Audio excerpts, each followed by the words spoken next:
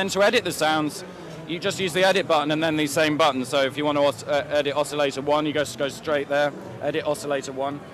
Excuse me.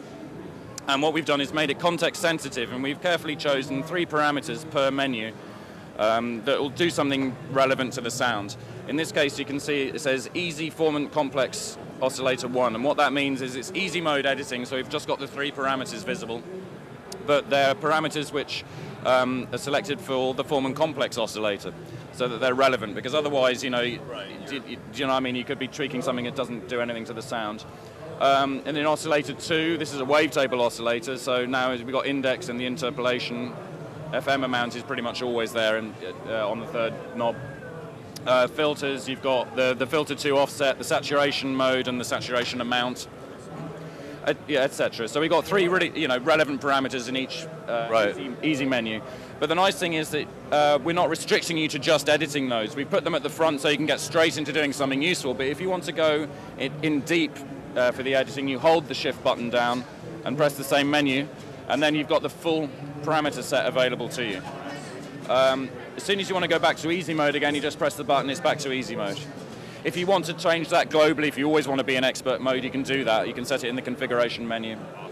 But this just makes it really immediate, you know, and tidy. Yeah. Very easy to access everything, and it's really clean for a desktop. I mean, you hook a controller up to that, and you're set.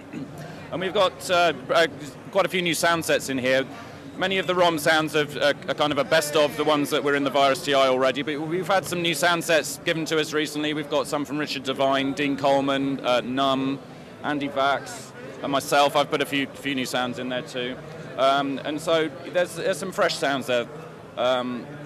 So we've got, in the first 2 banks, it's a trance techno, sort of minimalist kind of electro sounds as well in there. In banks 3 and 4, we've got drum and bass and industrial sounds. Banks 5 and 6, sort of classic emulations and, you know, this kind of dinosaur sounds as we call them. And then in banks 7 and 8, kind of experimental, you know, sort of film score-y, sort of sound effect kind of stuff. Awesome. But we're going to supply an application which called the Control Center, which is going to allow you to flash to ROM.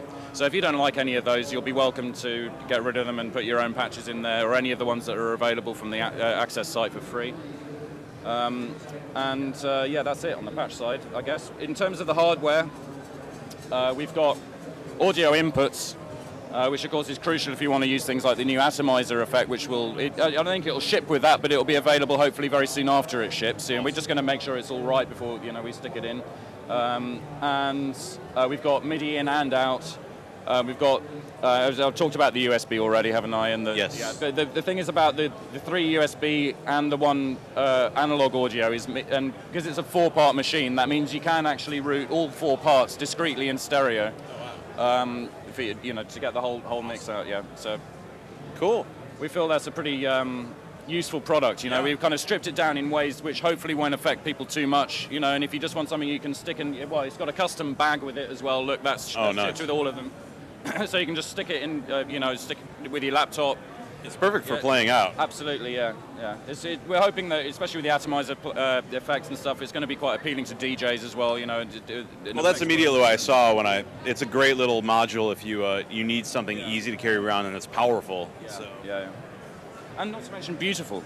Well, it looks fantastic. It's yeah. It's a thing of beauty, to be sure, I think. Yeah. All right, well, Ben, thank you so much again. Okay, you're welcome. Appreciate it. And we'll be back with more on GearWire.com from Winter NAMM 2008. I'm Bill Holland.